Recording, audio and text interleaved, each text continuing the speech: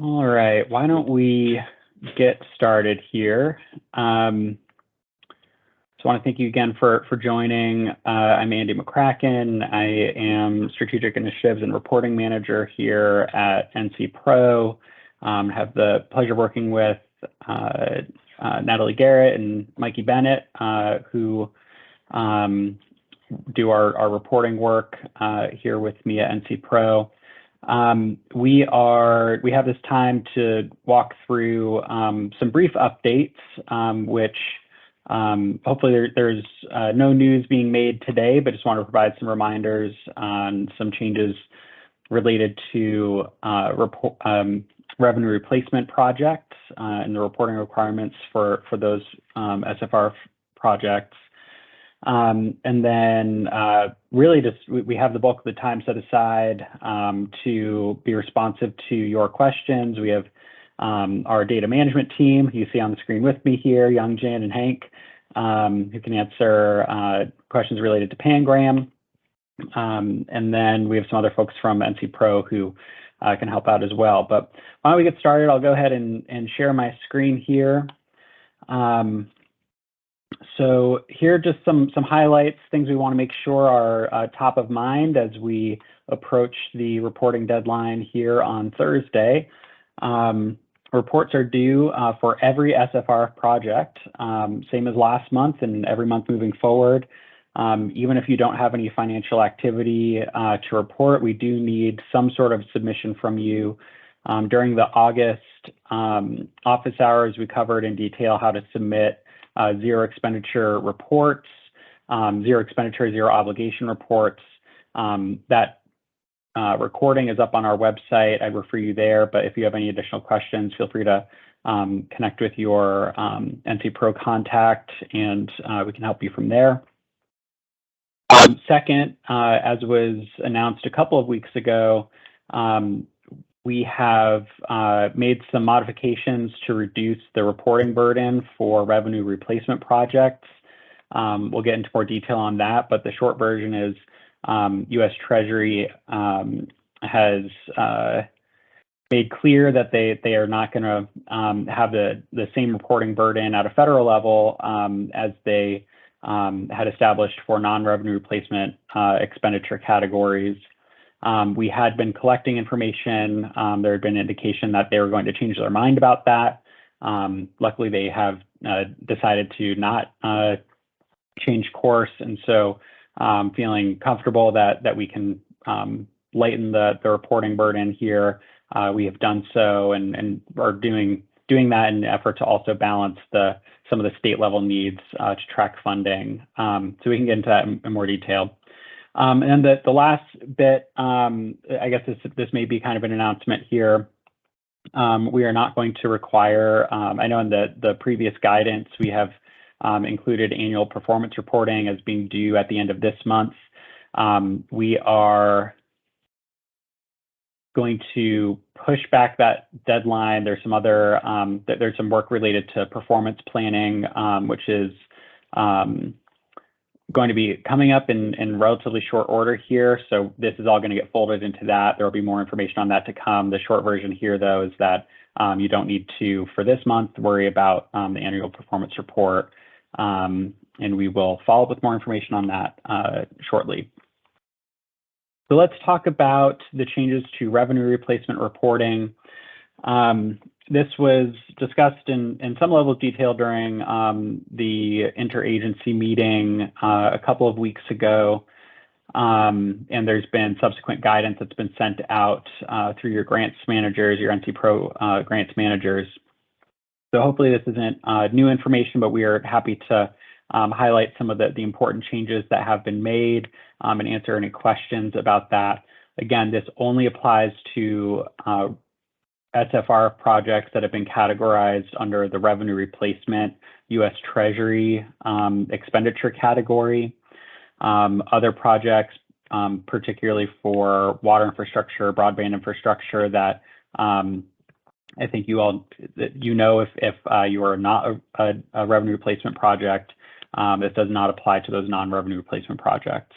But for revenue replacement, which is the bulk of the SFRF programs here in North Carolina, we have been able to eliminate north of 35 questions from the monthly reporting requirements. That includes some changes in Pangram, which I'll describe. I just want to note that they are not live yet. So for this week, as you submit your reports, we have a couple tips for how you can submit information without being worried about sort of this lag between some of the changes that we're instituting and those changes actually showing up on the user side of your Pangram portal for expense reports. And then really the most of the changes here affect the subaward reporting. So we are going to continue tracking information related to subawards in excess of $50,000 or $50,000 or more. But we aren't going to, we're only focused on when your agency makes a commitment to another entity for $50,000 or more. We are not going to maintain the same level of reporting related to expenditures on those obligations or any of the aggregated information that U.S. Treasury was requiring for this. So let's just go one by one here. So in Pangram, we are simplifying, trying to make more clear question number 4, which is related to asking if you have any subaward activity that would need to be reported in the subaward report template as an upload. Because we are kind of narrowing the scope of what needs to be reported, we are changing the language and making that a little more clear what's going to be required there. So for this month, please know that you only need to answer yes for question 4. If you have entered a new agreement or modified a previously reported agreement of $50,000 or more. Now that does still include agreements with contractors, as well as more traditional subawards, and we still don't want to see any that. We're really just focused on those more traditional.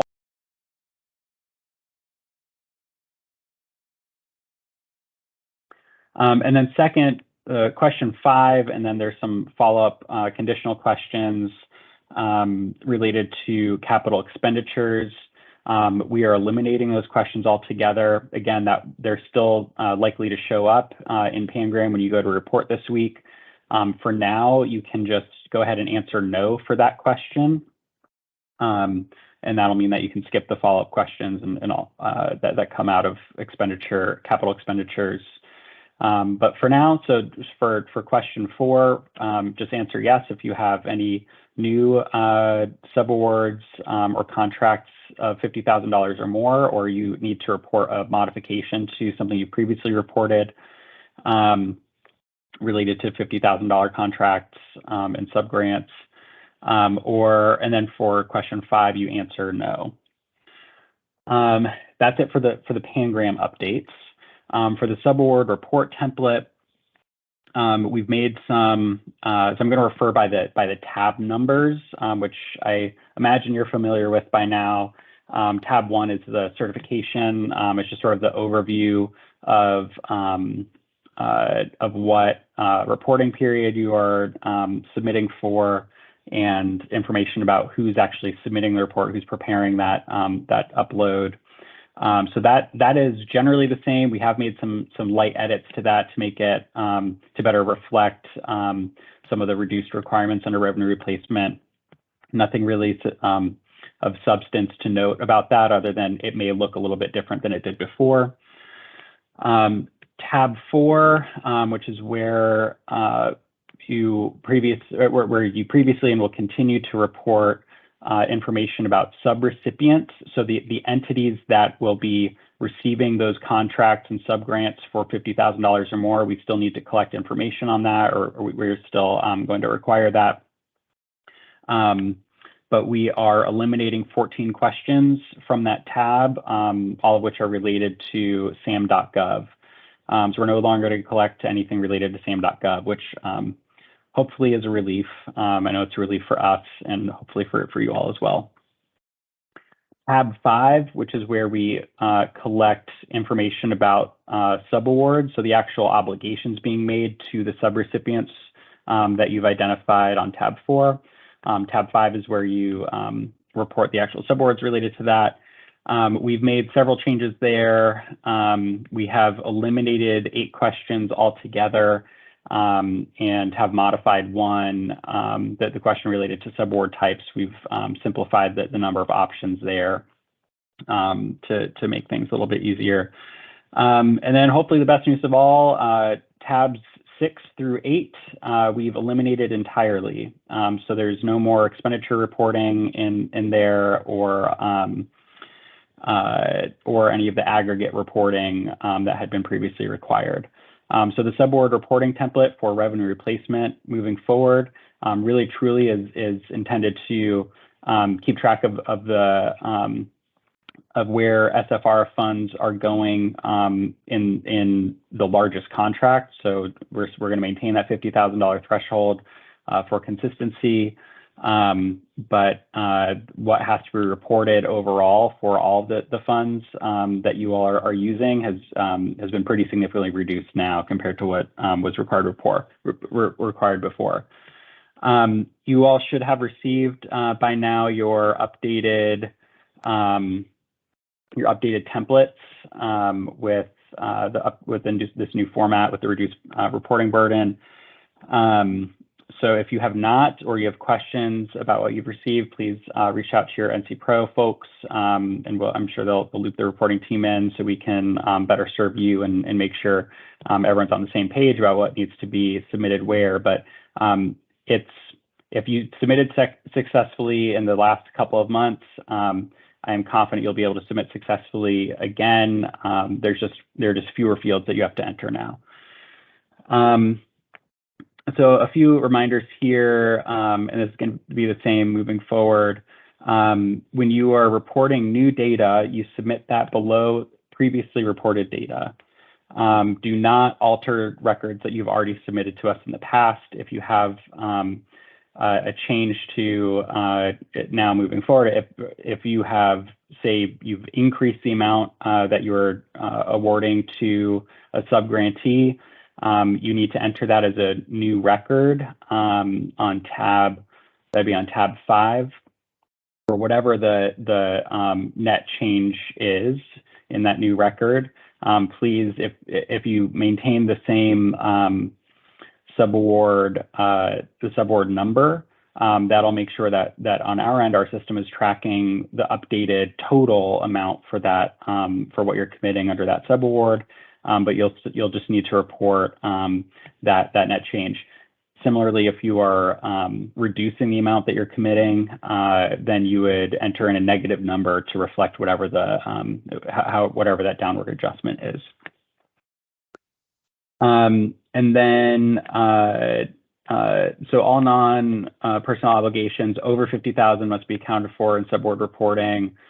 So this is just to be clear that really the function or the purpose of you all obligating the funds outside of your agency matters less than that $50,000 threshold. So just so that folks aren't getting tripped up between, this is really we're hiring this entity to help with administrative functions versus this entity is going to be helping deliver a program, or this is a pure sub-grant to carry out the original purpose of this allocation. That matters less. You can get into that when you describe the purpose of the subaward in the actual reporting template.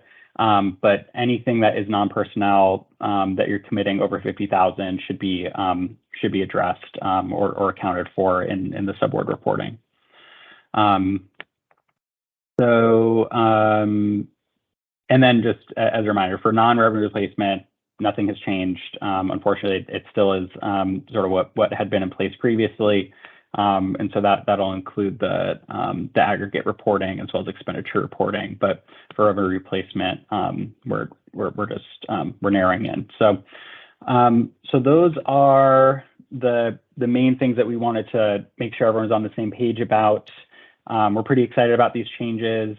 We think that'll strike a healthy balance between the very reduced requirements from U.S. Treasury under their categories, their expenditure categories, while still ensuring that the state and the public can understand how funds are making their way throughout the state geographically, and who around the state is receiving SFR funds beyond the agencies that have received the appropriations.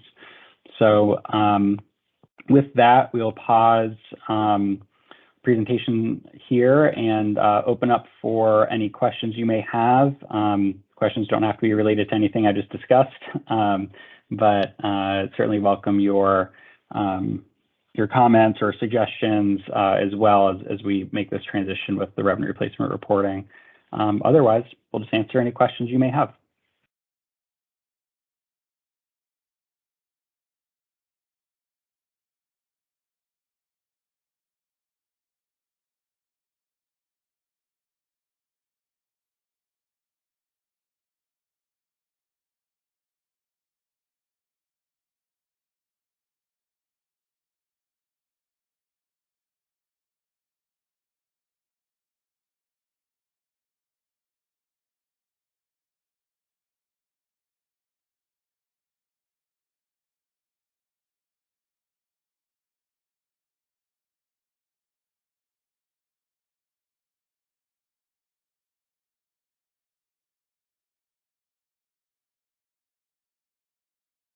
While we wait for folks to jump in with any questions or help us work with you on troubleshooting any issues, I will just pull up the NC Pro website to walk through how you navigate to the reporting resources that are available. So this includes the updated templates for revenue replacement, as well as some new guidance that went out that's specific to revenue replacement project reporting now. So this is just the main page, ncpro.nc.gov. You click guidance, the second menu option here, guidance, and then you'll see the green tab, recipient reporting information. And this is where you can get into Pangram, of course, it's always been there, but you'll see here now there are two reporting handbooks. One is for revenue replacement projects, and the other is just for the non-revenue replacement programs that weren't affected by this modified approach to revenue replacement. And then finally, there are the reporting templates here and links to the U.S. Treasury guidance. So if you have any questions or just you're not sure where to find stuff, check on the website. We're trying to keep this as up to date as possible, and we'll continue to publish updated information as we're able to. But this is where you can find the guidance and updated templates in case you're looking for it.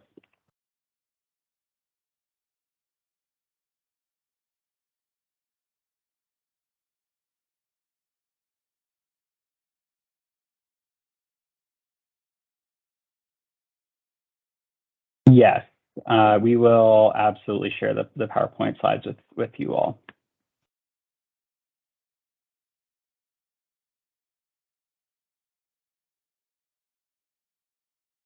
We'll also share it. So this is being recorded. So know that what's usually on slides isn't the full information presented verbally. So we'll share both the slides as well as publish the recording of this office hour session.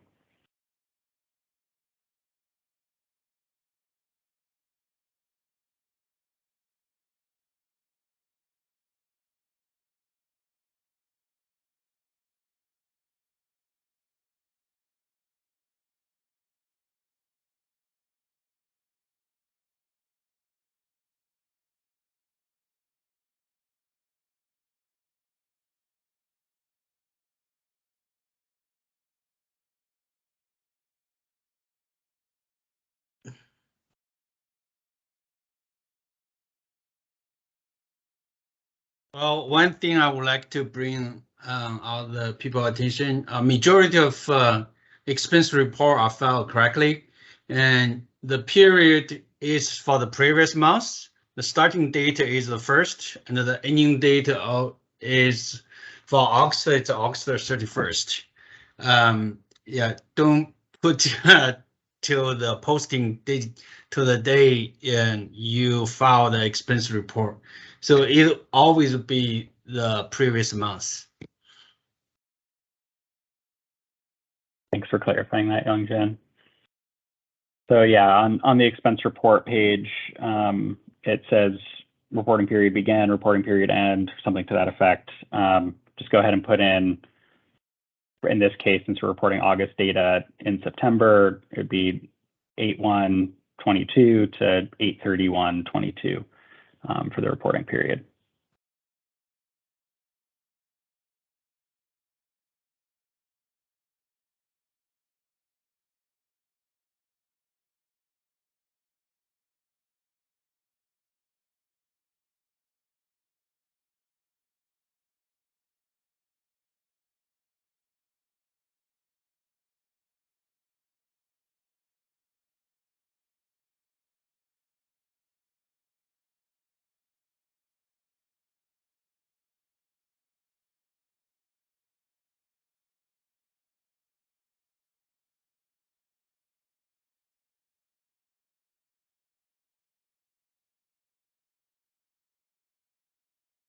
All right. Well, we'll stick around. I'll stay on the line here till 2:30. So another 6-7 minutes.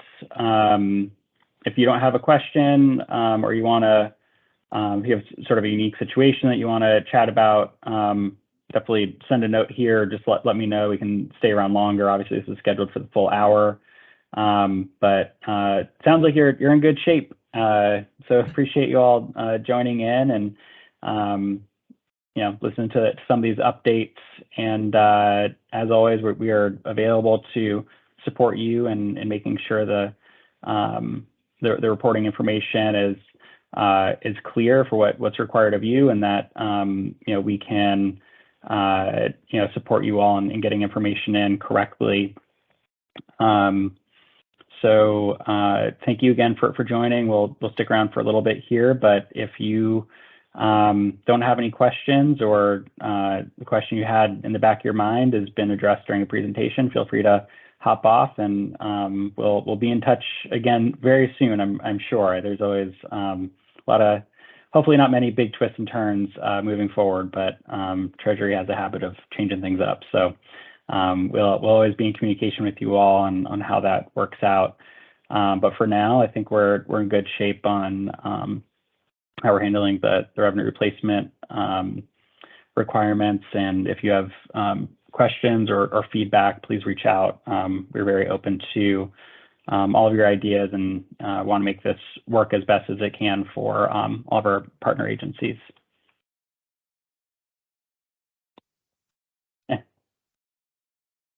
All right. Thank you all.